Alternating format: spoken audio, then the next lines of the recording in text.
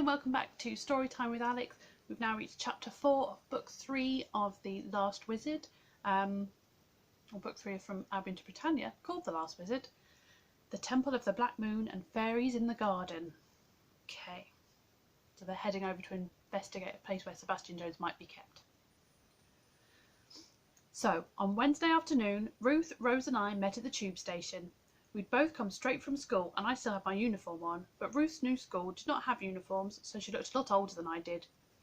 Rose was wearing her usual clothes, black, red and green. It dawned on me that she looked like an old hippie, but that's okay in London.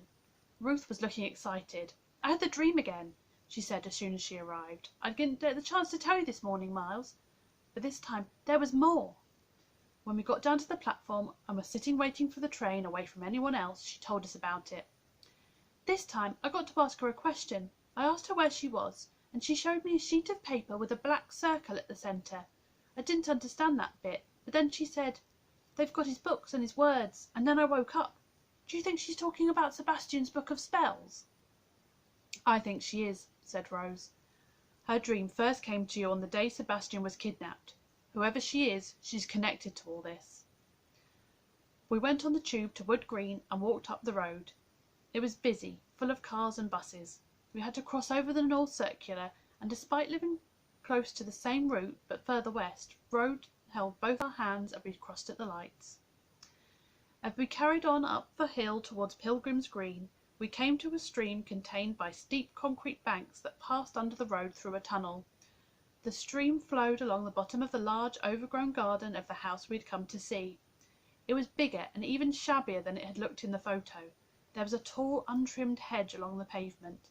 We walked as slow as we could, pretending to have a conversation so that we did not look as if we were casing the joint, which of course we were.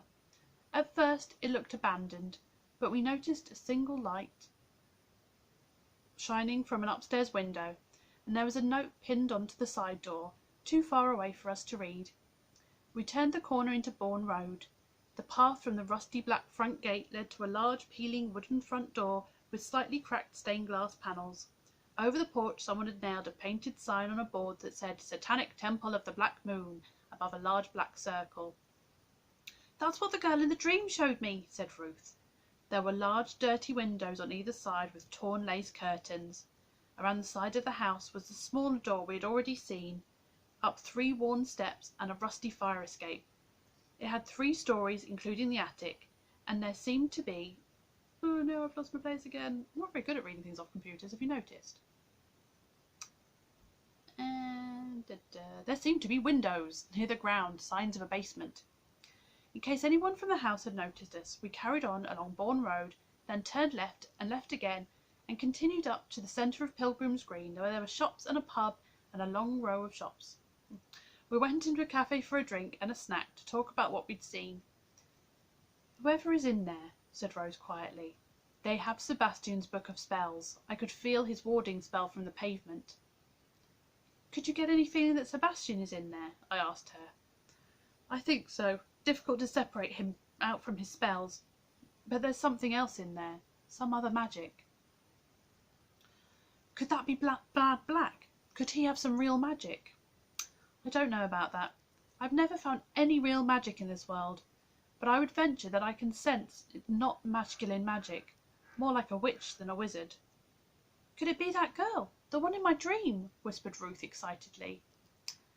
"That would make sense, with the black circle she showed you in your dream, and with what Sebastian sensed, which was why he allowed himself to fall into the trap in the first place," Rose replied. I could hear worry in her voice, even though she was angry with him. "Do you think he's all right?" Ruth asked. "I don't know," said Ruth. "I'd know if he died, but..." She shrugged. "What shall we do now?" I asked. "I wish we could get closer. Could Ruth and I do something? Knock on the door or something?" "And what would we say?" Ruth asked. I had an idea. "We could ask if they'd seen our cat." "Wouldn't we have a picture?" "I've got pictures on my phone," I said.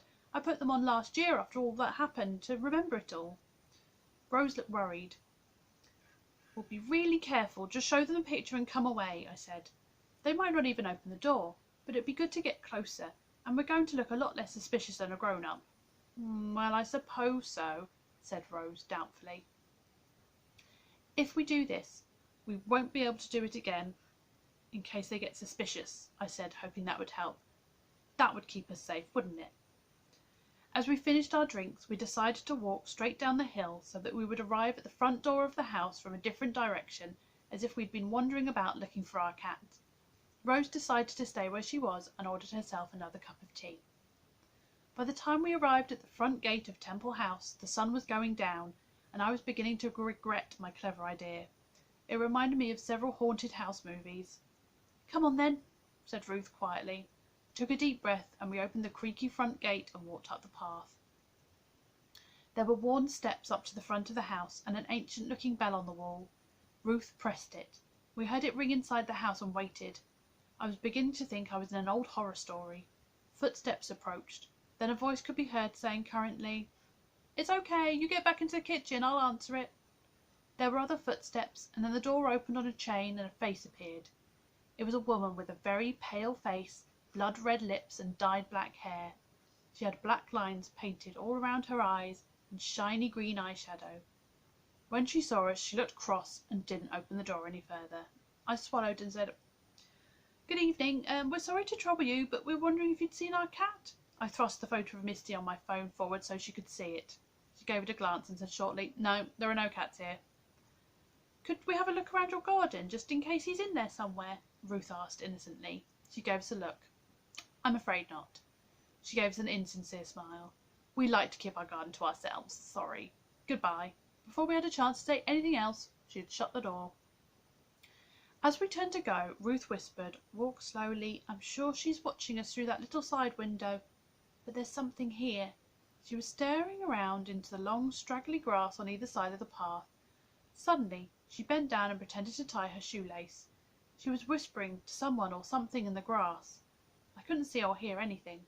When we got out of the gate, she said quietly, "Let's walk round the hedge down to the stream, as if we're looking for our cat." "What's going on?" I asked. "I'll tell you later," she hissed. I walked slowly along the pavement and round the corner, calling out the name of a cat who wasn't there and peering under the hedge, while Ruth bent down and had some kind of conversation with a small invisible someone. When we reached the stream, I heard her say quietly, "Goodbye, thank you," and she stood up. "Let's get back to Rose." We crossed back over the road and started back up the hill.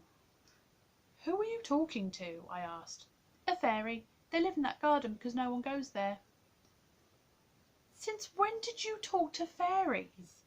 I don't know why I was so surprised after all that had happened to us, but this was something new.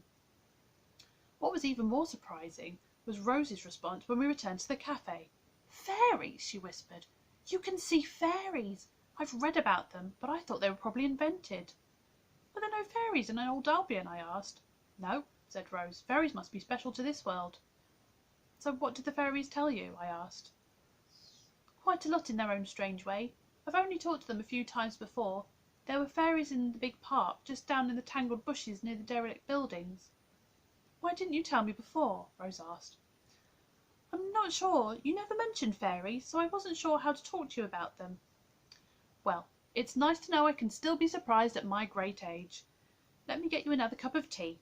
She went over to the counter. "Can you see them because you're a witch?" I asked Ruth. "I couldn't see anything." "I suppose so," she replied.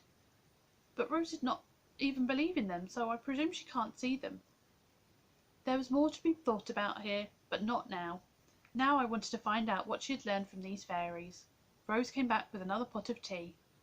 "Firstly," Ruth said, "the fairies don't like the blacks or their friends.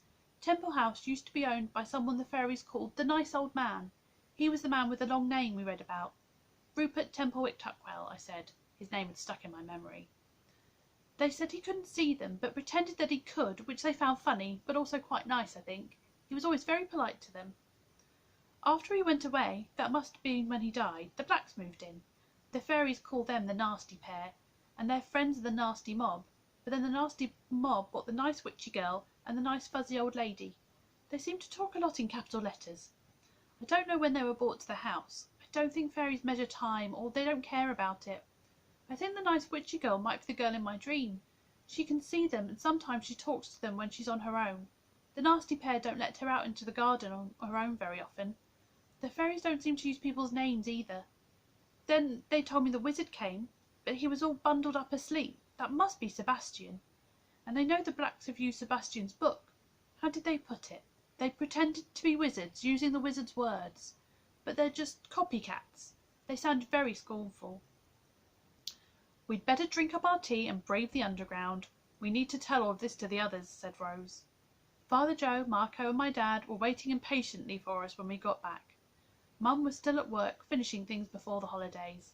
After we had told them everything we had found out, there were full plans to rescue Sebastian, until Rose pointed out that the blacks were using Sebastian's own warding spell as she had suspected, so they would not be able to get inside the house, let alone find Sebastian and get him out. From the way they were talking, it was clear to Ruth and I that they had no plans to invite Ruth and I. However, nothing was going to happen until we could find a way to disable Sebastian's own warding spells. There must be another way, said Marco, but at that moment no one could think of what that might be. We had learned a lot, but seemed no further forward. We'll have to see what they managed to do in a chapter which is very exciting, called the Lego Gandalf Keyring. See what that means next time. Bye.